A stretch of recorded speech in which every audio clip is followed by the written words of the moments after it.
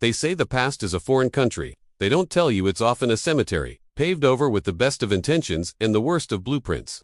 What you're about to witness is not a ghost story, though it's certainly haunted. It's the chronicle of a simple asphalt ribbon carved through the untamed heart of the land, a path intended to whisk humans from A to B. But this road, this humble Highway 49, was laid upon something ancient, something vast, and something that, frankly, didn't check its schedule for construction. It was, you see, a superhighway for elephants.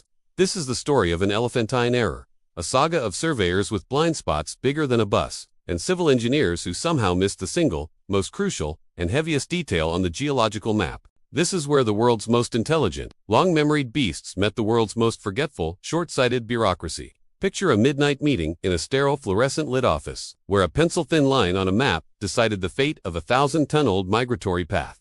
The air was probably thick with stale coffee and the triumphant scent of progress. Nobody smelled the damp earth, the wild sage, or the coming stampede of irony. We began by building a highway to save time. We ended up building a monument to human hubris and a death trap for the gentle giants. A chilling thought, isn't it? That the straightest line between 2 points can sometimes be the most curved route to disaster. Every good tragedy needs an unwitting hero, or perhaps, in this case, a brilliantly oblivious villain. Enter the consortium, a perfectly respectable, well-funded collective of contractors, engineers, and presumably, people who had never looked up from their spreadsheets. Their mandate, build the road. Their only concern, budget and deadline. The land they chose, a seemingly perfect, flat stretch known locally as the Valley of the Forgotten Track, was indeed forgotten by them, at least. But the elephants, they remembered. They remembered the subtle slope of the earth, the precise coordinates of the life-giving waterhole, the soft give of the soil.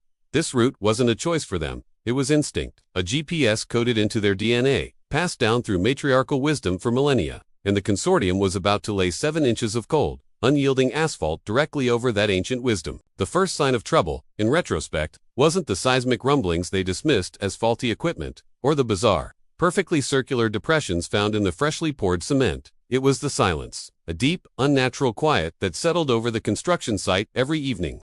The local wildlife, the usual chirpers and rustlers, seemed to have taken an unscheduled, terrified holiday. One foreman, a grizzled skeptic named Jack, claimed he saw shadows that moved too slow and heard a low, throbbing sound he described as the earth's lament. Of course, he was fired for fomenting superstitious unrest. Because in the face of the inexplicable, we humans prefer to blame faulty wiring over a herd of patiently waiting destiny.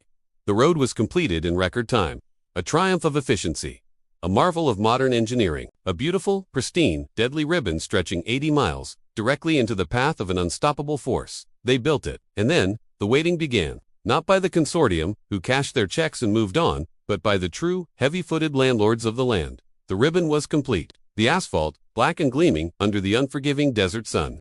For 3 blissful weeks, it was a perfectly ordinary, well-behaved road. Cars zipped by, drivers saved precious minutes, and the consortium's accountants smiled. Then came the dry season. The time of thirst. The immutable, annual trigger that sets the elephant herds marching towards the ancient watering grounds. They had no interest in speed limits, no concern for lane discipline, and absolutely zero regard for multi-million-dollar infrastructure. To them, the highway was simply a hard, black scar across the only map they knew. The first incident was dismissed as a tragic, freak accident. A lone motorist, driving late, claimed he saw a moving mountain of shadow emerge from the dusk. He swerved, hit the ditch, and was left trembling, his tale of a 4-legged apparition deemed the ramblings of shock. But then, the damage began. Not crashes, but something more deliberate, more unnerving. Sections of the newly laid highway began to exhibit bizarre, catastrophic failures. Cracks spiderwebbed across the surface, not from structural weakness, but from overwhelming, focused pressure. Imagine the weight of a tank, delivered by a foot that feels the world, and you start to understand the forces at play. They weren't just crossing the road, they were protesting it. What truly sends a shiver down the spine is the method of their protest. Elephants, you see, don't forget, and they don't do anything subtly. This was not random destruction. This was a sophisticated, multi-generational demolition project. They were using their phenomenal memory to recall the exact points where the asphalt met the soft earth beneath the weak points of the intrusion. They'd approach the road at night, the lead matriarch sensing the vibrations, guiding the younger ones. They weren't tearing it up. They were resculpting it. One night a local watchman, hiding terrified in a distant silo, recorded a sound that will forever define this error. The sound of a large male using his tusk not to attack but as a giant organic jackhammer chipping away at the concrete edges. It was methodical, chillingly intelligent, and undeniably funny in a pitch-black, cosmic joke kind of way. The highway, the triumph of human speed, had become the elephant's slow-motion act of revenge. Within a year, vast stretches of Highway 49 looked less like a modern road and more like a riverbed churned by a primordial flood. The road signs, initially pristine, were bent into surreal, abstract sculptures by trunks and tusks.